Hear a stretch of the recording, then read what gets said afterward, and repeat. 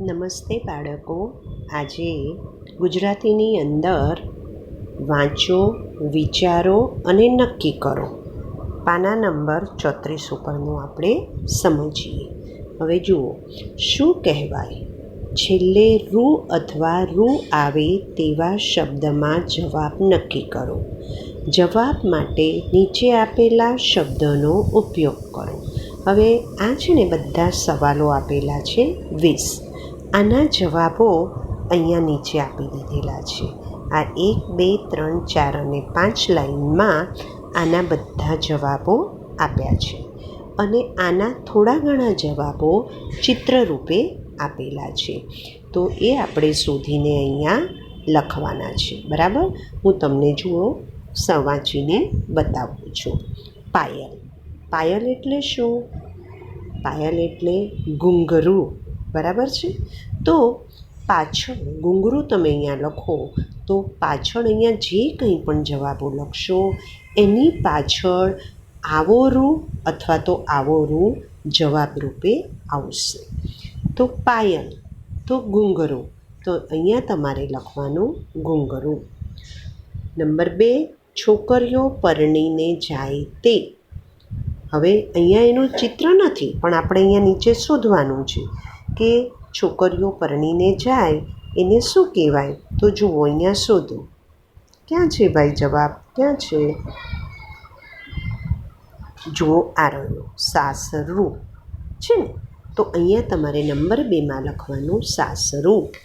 Number 3, ઓસ્ટ્રેલિયાનું પ્રાણી. હવે એનું ચિત્ર જુઓ આપી દીધું છે. કાંગારું દેખાય છે તમને? આ જુઓ કાંગારું. તો અહીંયા લખવાનું કાંગારું. ઘણા વખતથી બંધ પડેલું, એને શું કહેવાય? અવાવરું. તો અહીંયા લખવાનું નંબર 4માં અવાવરું. જેમાંથી માથાનું તેલ બને.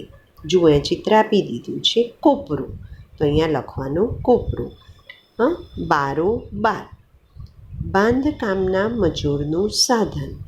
લોકોના ગજવા કાપે તે. એક વાજિંત્ર. ભાઈબંધ, મિત્ર. સાપનું બીજું નામ. યજમાન મહેમાનને આપે. પાલતુ વફાદાર પ્રાણી. પ્રત્યક્ષ મળવું તે. કીડીઓથી ઉભરાતું. લોકોને લૂંટે તે. પ્રવાસી મુસાફર. ભીનું ન હોય તેવું. એક પર્વતનું નામ અને દીવો કરવાની જગા. આ 20 તમારે અહીંયા જવાબ લખવાના છે, પણ એ આની અંદરથી શોધીને લખવાના છે. બરાબર? તો આના દ્વારા આપણું ભાષા ભંડોળ વધે, આપણું શબ્દ ભંડોળ વધે, ભાષાની સમૃદ્ધિ વધે. બરાબર છે? એટલે તમારે પહેલાં વાંચવાનું છે, વિચારવાનું છે અને નક્કી કરી એના જવાબો અહીંયા લખી અને મને ફોટો પાડીને મોકલાવવાના છે. જુઓ, હવે તગારું, ઉતારું, અવાવરું, કૂતરું, એરું, કોરું, લૂંટારું, રૂબરું. પરબારું, સાસરું, કાંગારું, કીડિયારું, મેરું, ભેરું, ખિસ્સાકાતરું, ઘૂંઘરું, નગારું, કોપરું, નોતરું, પણિયારું. આ બધા જ જવાબ આપી દીધા છે. એ અહીંયા સામે સાચા જવાબો લખો અને મને ફોટા પાડીને મોકલાવો.